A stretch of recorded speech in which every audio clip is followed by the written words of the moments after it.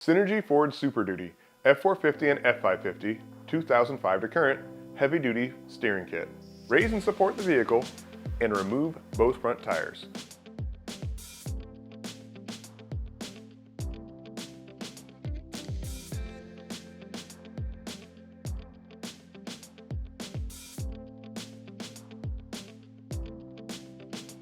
Loosen the nuts on the tie rod end at the knuckle. Back the nuts off until only they have one or two threads of engagement. This will prevent the tie rod from falling when the taper separates. Separate the tie rod ends from the steering knuckle by striking the steering arm with a large hammer or by using a tie rod separating tool. If using a hammer, do not strike the tie rod end. Completely remove the tie rod from the steering knuckle and remove it from underneath the vehicle.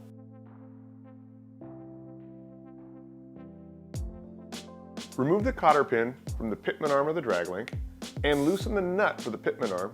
Separate the pitman arm tie rod end using a tie rod end separating tool or a hammer and loosen the axle side of the drag link using the same machine. Before removing the drag link all the way from the vehicle, loosen and remove the frame side of the steering stabilizer.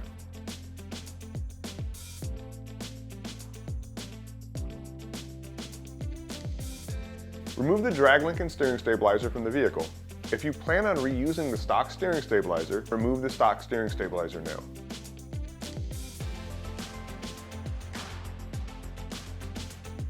To install the Synergy drag link, begin by inserting the long tie rod end into the knuckle, followed by the tie rod end that is shorter into the pitman arm.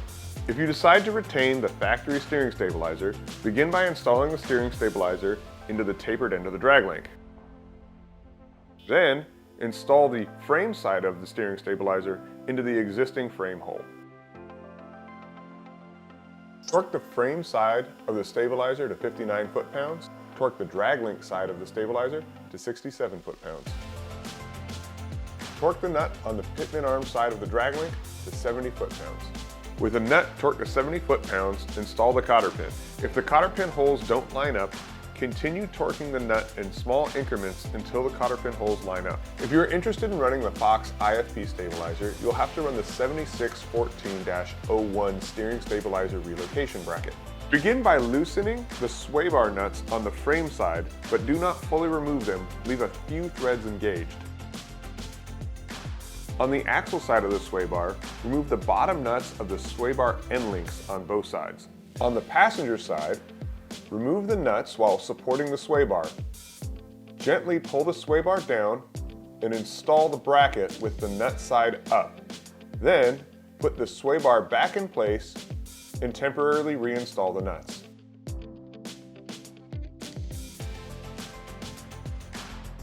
Perform the same operation on the driver's side. Remove the nuts while supporting the sway bar, place the bracket in, and then put the sway bar back in place and lightly reinstall the nuts.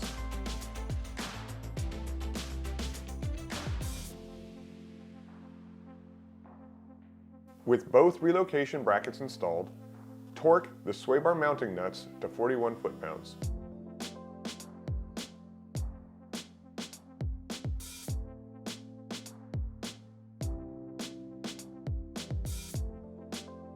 Reinstall the sway bar end link nuts and torque them to 59 foot-pounds.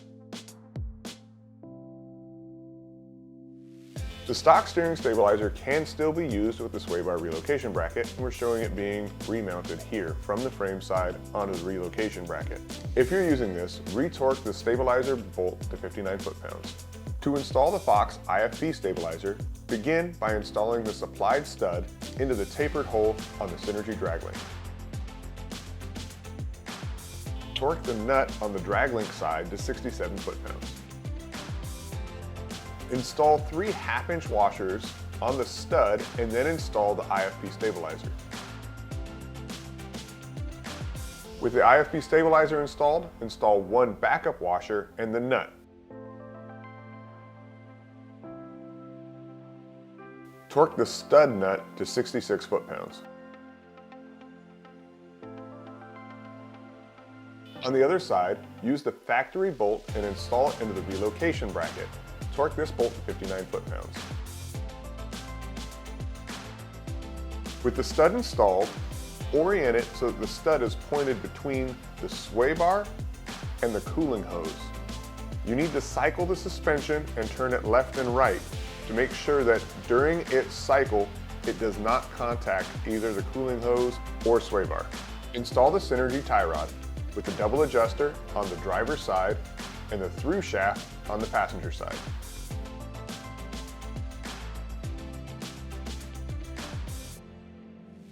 Torque the castle nuts to 70 foot-pounds and then further tighten to align the cotter pinhole.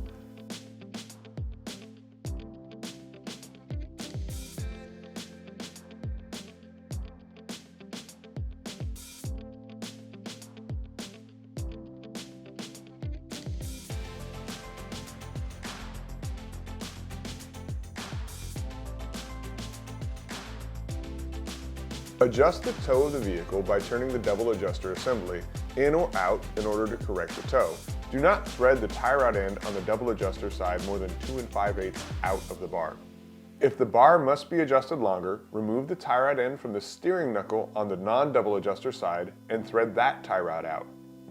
Do not thread the tie rod end on the non-double adjuster side more than 2 3/4 out of the bar. Once the alignment has been set, tighten the passenger side pinch bolt to 60 foot-pounds and the driver's side to 60 foot-pounds. Tighten further if needed, but do not exceed 90 foot-pounds. Lower the vehicle back down and reinstall the wheels and tires.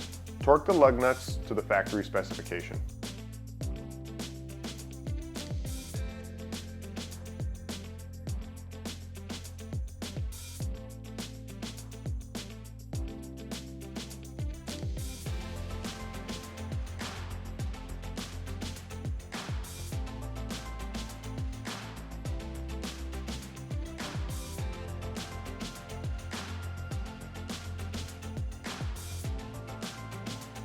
Verify that the steering wheel is straight. If the steering wheel is not straight and needs to be adjusted, turn the double adjuster on the passenger side in or out to straighten the wheel.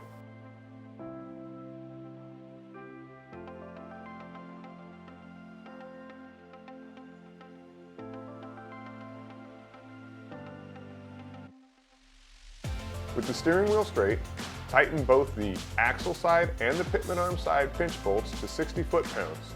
Do not exceed 90 foot-pounds. This should lock the drag links orientation in place.